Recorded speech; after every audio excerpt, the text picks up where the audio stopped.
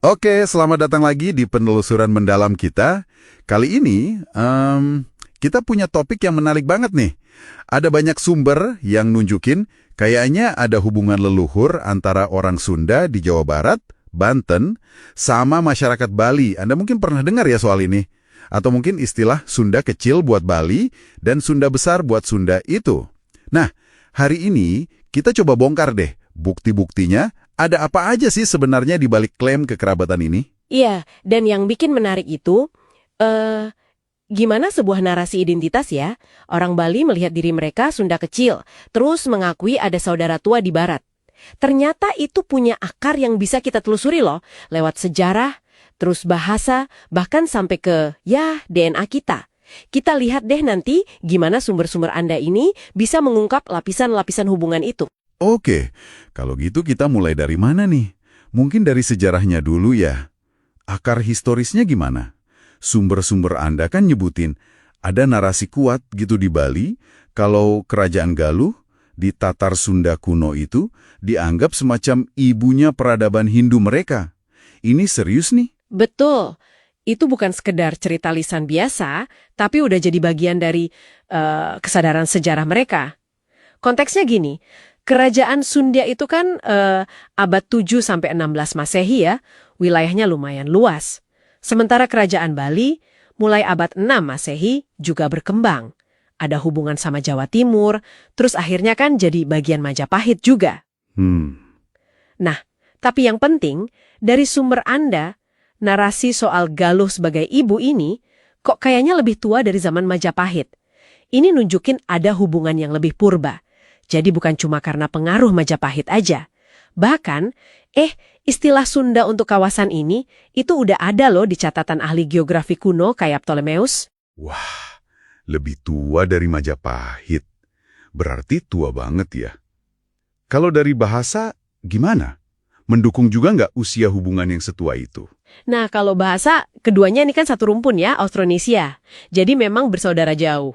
Sumber Anda itu merujuk ke studi namanya leksikostatistik. Itu metode buat ngitung kemiripan kosakata inti, buat nebak kapan bahasa mulai misah. Oh, oke.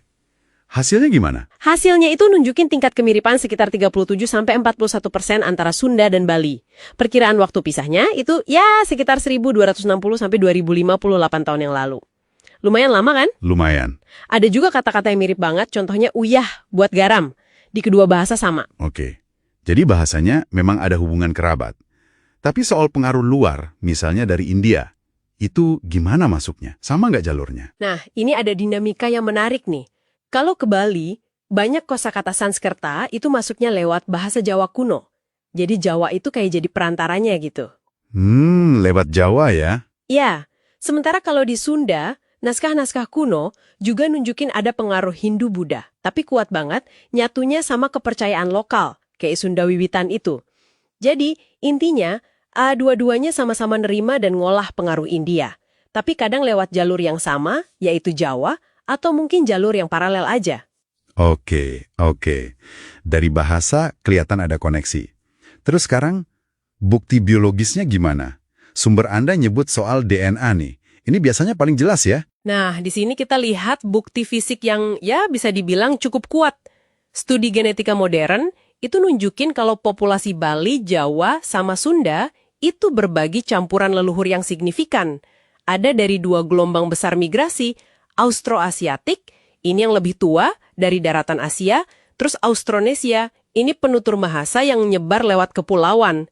Jadi ada leluhur bersama ya? Iya, bukan cuma leluhur bersama, tapi kemungkinan ada interaksi genetik yang luas banget sejak zaman prasejarah. Zaman prasejarah? Antar pulau gitu? Kok bisa? Nah, kemungkinan besar ini difasilitasi sama yang namanya dangkalan Sunda atau Sundaland.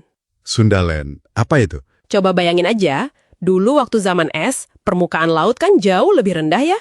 Nah, Sumatera, Jawa, Kalimantan, Bali itu nyambung jadi satu daratan besar. Itu namanya Sundaland. Oh, jadi kayak jembatan darat gitu ya, secara geografis dan genetik. Terus, kalau kemiripan budayanya gimana? Di luar bahasa sama gen tadi, ada pola yang sama juga? Ada pola yang menarik, terutama soal keyakinan. Kayak tadi Sunda Wiwitan sebelum Islam kan, itu nyampurin kepercayaan ke roh leluhur, alam, sama unsur Hindu-Buddha. Iya. Nah, Hindu Bali juga gitu kan, khas banget ya. Kuat banget nyerap tradisi animisme sama pemujaan leluhur ke dalam praktik Hindunya. Jadi, meskipun mungkin detail ritualnya beda ya, misalnya buat kelahiran atau kematian, tapi tujuannya sering mirip. Keselamatan, penyucian, penghormatan leluhur. Ada benang merahnya ya? Tapi bedanya ada juga kan? Oh jelas ada, perbedaan signifikan juga ada. Contohnya sistem kekerabatan deh. Orang Sunda kan umumnya bilateral, ngitung garis keturunan dari ayah sama ibu. Kalau di Bali, lebih cenderung patrilineal, fokus ke garis ayah, lewat sistem klan atau wangsa itu. Ini nunjukin adaptasi yang beda terhadap pengaruh luar. Sunda ketemu Islam, Bali Hindunya menguat. Menarik ya, persamaan dan perbedaan adaptasinya itu. Sumber Anda juga nyebut satu simbol fisik nih. Gunung Pulau Sari di Banten. Apa nih hubungannya? Nah, Gunung Pulau Sari ini situs keramat Sunda kuno. Dulu penting banget sebagai pusat Hindu sebelum Islam masuk ke Banten. Ada temuan kuil, arca dewa Hindu dari abad ke-10 di sana. Terus hubungannya sama Bali? Dalam beberapa narasi lisan Bali yang Anda punya itu, gunung ini dianggap semacam hulu spiritual, tempat asalnya saudara tua mereka yang di barat itu. Wah, apakah ini berarti sekarang ada kayak ritual khusus gitu, orang Bali ke Pulau Sari? Sejauh ini kayaknya nggak ada ya ziarah massal gitu misalnya. Penghormatan ini sifatnya lebih ke simbolis dan historis aja. Mengingat kosmologi Hindu kan sangat menghargai gunung suci ya, kayak Gunung Agung di Bali. Nah, pengakuan Pulau Sari sebagai pusat spiritual kuno di barat, itu jadi kayak memperkuat cerita asal-usul bersama mereka. Ini nunjukin gimana ingatan kolektif soal leluhur dan tempat keramat itu bisa awet banget, melintasi batas agama dan waktu. Oke. Jadi kalau kita coba tarik benang merah dari semua temuan sumber Anda ini ya, bukti dari cerita lisan, Sunda kecil, terus kemiripan bahasa, jejak DNA leluhur bersama yang mungkin difasilitasi Sundalan itu tadi, sampai ke simbolisme budaya kayak Gunung Pulau Sari. Semuanya kayak ngerucut ke satu titik ya. Memang ada ikatan leluhur yang nyata antara Sunda dan Bali. Betul sekali. Dan yang paling menonjol mungkin ya, itu gimana kesadaran akan akar bersama itu. Pengakuan saudara tua itu misalnya, kok bisa bertahan lama banget gitu, padahal udah ada perbedaan besar. Kayak agama kan sekarang cukup beda ya antara kedua masyarakat. Ini nunjukin betapa kuatnya warisan leluhur itu dalam ngebentuk identitas kita dan rasa keterhubungan antar kelompok. Nah, ini mungkin jadi penutup yang bagus buat Anda renungkan nih. Gimana kalau kita paham soal hubungan leluhur yang sedalam ini? Yang ternyata bisa melintasi batas-batas yang kita kenal sekarang. Pulau, suku, bahkan agama. Kira-kira, pemahaman kayak gini bisa nggak ya mengubah cara Anda memandang keragaman? Atau mungkin, ya, bahkan konflik yang ada di sekitar Anda hari ini? Coba direnungkan.